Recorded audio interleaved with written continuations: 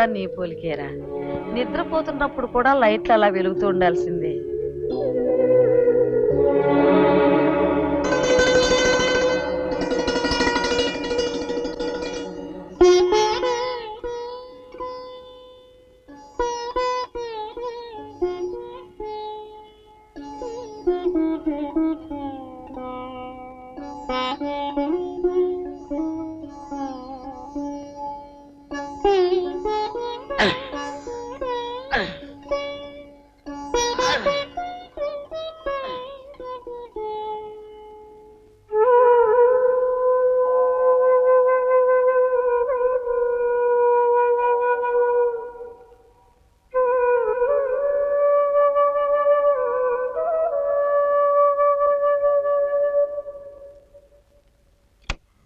పంకమట్ట కాకపోతే మరేమిట్రా బెతవా? ఇదిగో హత్తు మీరుతున్నావు. అవునరా, కుంక. కుంక కుంక కాకపోతే ఆక్కు పక్షి. ఇదిగో అంతటితో ఆపేసి. ఇంకా తిట్టావో తిడతాను రా, ఇంకా తిడతా. ఏం చేస్తావురా? ఏ ప్రెస్ సన్నాసి. ఈ క్యాసెట్ వింటూ అమ్మ నా కళ్ళ ముందున్నట్టు నాతో మాట్లాడుతున్నట్టు ఊహించుకుని ఆనందపడుతుంటాను రా. అయినా నా పిచ్చిగానే మనం కళ్ళు గట్టిగా మూసుకున్నాం కదా అని కన్నీళ్లు ఆగిపోతాయా?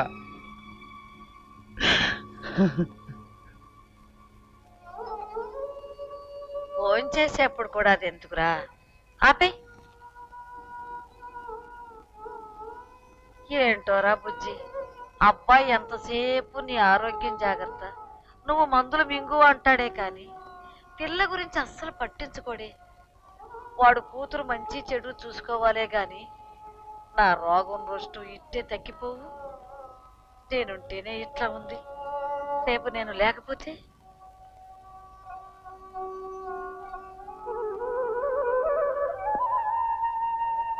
వస్తాను ఇంటికి. అమ్మాయి దగ్గరికి వెళ్తున్నాను.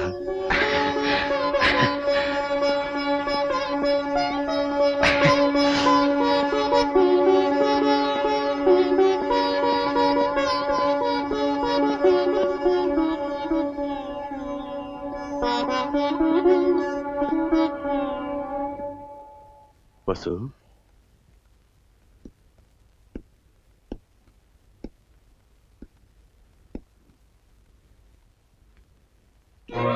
నాన్నగారు, నేను ఇల్లు వదిలి వెళ్ళిపోతున్నాను. వెళ్లే ముందు ఒక విషయం. మీరు ప్రాణం కన్నా మిన్నగా ప్రేమించిన అమ్మను మీకు దూరం చేసిన నా పుట్టుక నా ప్రమేయం లేకుండా జరిగిపోయింది. మీరు నన్ను అసలు కూతురుగానే అంగీకరించలేదన్న నిజం నాకు తెలిసేసరికి 20 ఏళ్ల జీవితం గడిచిపోయింది. తెలియక నా వల్ల జరిగిన తప్పు తెలిసిన తర్వాతన్నా సరిదిద్దుకోవాలని మీకు దూరంగా వెళ్ళిపోతున్నాను. నాకు జన్మను జీవితాన్ని ఇచ్చిన మీకు కేవలం మనస్తాపాన్ని మాత్రమే మిగిల్చినందుకు నన్ను మన్నించండి. వసుంధర.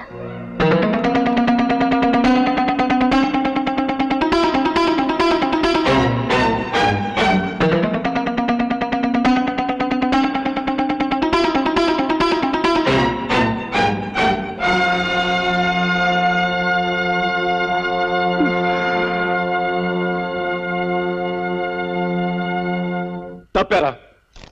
నేను చేసిన తప్పని ఒప్పుకుంటున్నాను. కానీ బాధపడవలసిన విషయం ఏమిటంటే 20 ఏళ్లు క్రూరమైన నా మౌనాన్ని భరించగలిగారు. కానీ క్షణికావేశంలో కర్కశంగా నేనన్న 2 మాటలు, కేవలం 2 మాటలు మాత్రం తట్టుకోలేకపోయారు.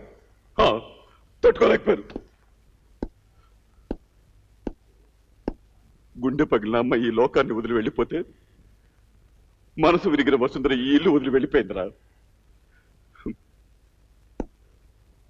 అర్థం లేని మూర్ఖత్వంతో ఎన్నాళ్ళు ఒంటరిగా గడిపాను. ఇప్పుడిక తప్పు చేశాన్న భావంతో అనుక్షణం అంతర్మదనాన్ని అనుభవిస్తూ మళ్ళీ ఒక్కడిని ఒంటరిగా మిగిలిపోయాను.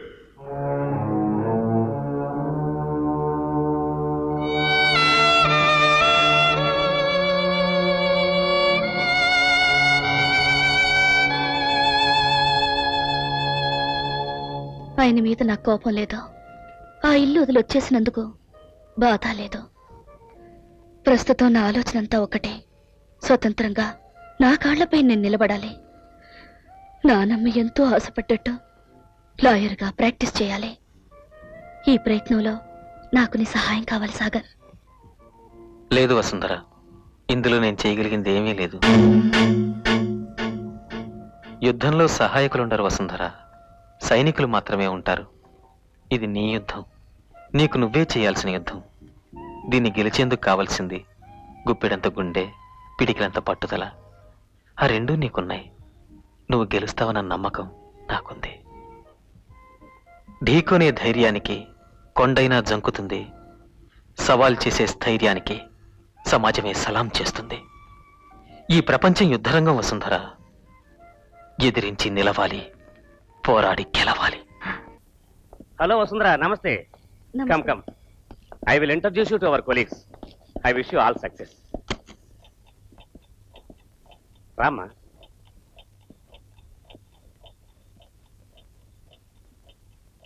Sir, she is advocate Vasundhara. ఈ రోజే కోర్టుకొచ్చారు. మేడం, వీరు పబ్లిక్ ప్రాసిక్యూటర్ పరాంకుశరావు గారు. Hello sir.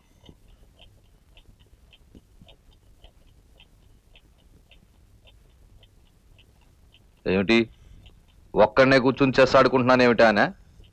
నన్ను ఓడించడం సాధ్యం కాదని తెలిసినప్పటి నుంచి ఎవ్వరూ నాతో ఆడటానికి ముందుకు రావటం లేదు. ఒక్క చెస్లోనే కాదు, కోర్టులో కూడా నన్ను ఓడించే వాళ్ళు ఎవ్వరూ లేరు.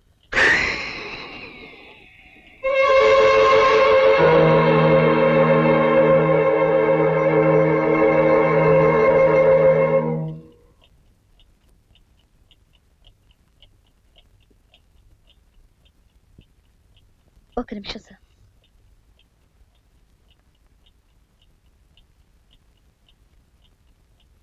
చెక్.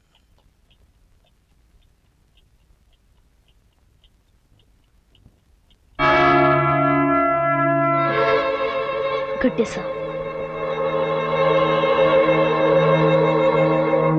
అవును, నా ఇల్లు ఆస్తి అంతా అమ్మేసి అనాథ పిల్లల పేరిట ఓ ట్రస్ట్ ఏర్పాటు చేయాలని నిర్ణయించాను. ఆ వ్యవహారం అంతా నువ్వే చూడాలి. ఏమిటమ్మా ఆలోచిస్తున్నావు? మరి నా కొడుకుల మాట ఏమిటి అనా? వాళ్ళకేమమ్మా, అమెరికాలో 2 చేతులా సంపాదించుకుంటున్నారు. వాళ్ళేం దరిద్రులు కాదు. కన్న తండ్రిని చూడటానికి కూడా తిరిగిలేని కసాయి వాళ్ళు, దగుల్ బాజీలు. వాళ్ళకెందుకు రాయాలమ్మా నా ఆస్తి? ఏ దిక్కు లేని అనాథ పిల్లలు ఎంతో మంది ఉన్నారు. వాళ్ళందరికీ ఉపయోగపడేలా ఓ మంచి పని చేశానన్న తృప్తి నాకు మిగులుతుంది. ఏమంటావు? లాయర్గా ఇది నీ మొట్టమొదటి కేసు. సంతోషంగా ఒప్పుకోమ్మా.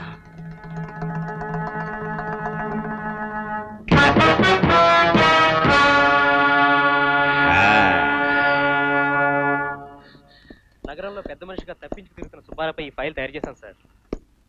Sir 1 minute. ఏమిటి? అమ్మాయి గారు అడ్రస్ సార్.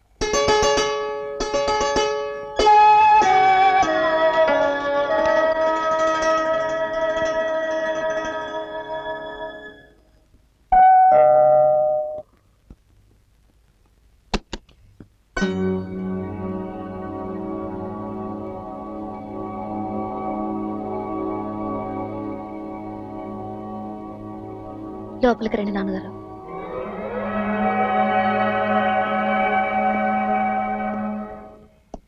అమ్మా వసుంధర, నీ పట్ల అమానుషంగా ప్రవర్తించాను.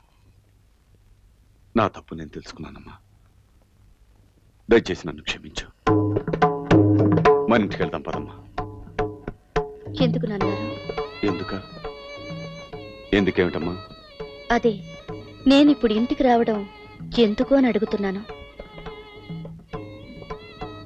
మీ భుజాలపై ఆడుకోవాలని, మీతో సినిమాలకు షికార్లకు తిరగాలని, నా పుట్టినరోజున మీరు తెచ్చిన పట్టుపరికిని కట్టుకోవాలని పసితనంలో నాకు ఎన్నెన్నో కోరికలుండేవి. కానీ ఏనాడు ఏ ఒక్కటి తీరలేదో.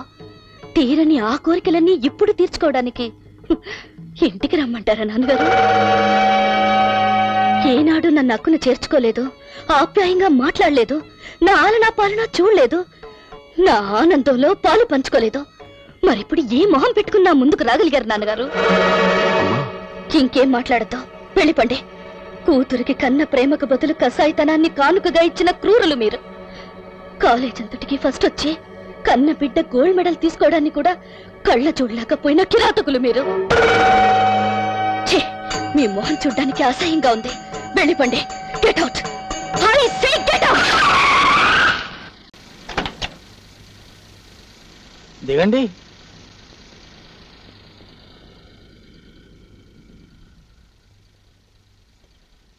అమ్మాయి గారు వస్తున్నట్టున్నారు.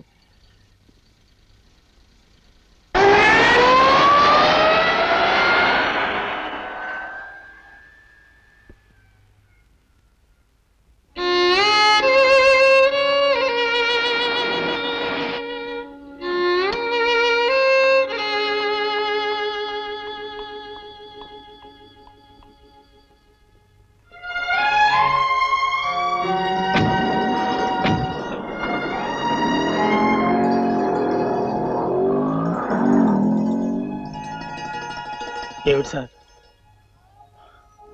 నా మీద నాకే అసహ్యంగా ఉంది నారాయణ. నన్ను నేనే క్షమించుకోలేకపోతున్నాను. ఏ మొహం పెట్టుకుని అమ్మాయిని కలమంటావు? నా వల్ల కాదు, నా వల్ల కాదు.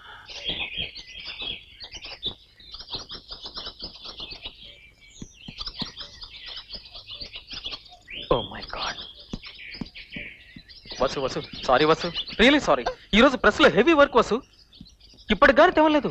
అవును, పాపం చల్లగా ఫ్యాన్ కింద కూర్చుని ఆలిసిపోయావు. ఏమిటి చల్లగా ఫ్యాన్ కింద? మరి కాక కుర్చీలో హాయిగా కాలు మీద కాలేసుకుని కూర్చుని వచ్చే 4 వార్తలు 4 పేజీలు సర్దడమేగా నీ హెవీ వర్క్. ఆహా, నల్లకోట వేసుకుని 4 అబద్ధాలు చెప్పడం పెద్ద వర్కా? అంటే ఏమిటి నీ ఉద్దేశం? నీ ఉద్దేశం ఏంటి? ఇదిగో నా కోపం తెప్పించద్దు. నాకు కోపం తెప్పించదు.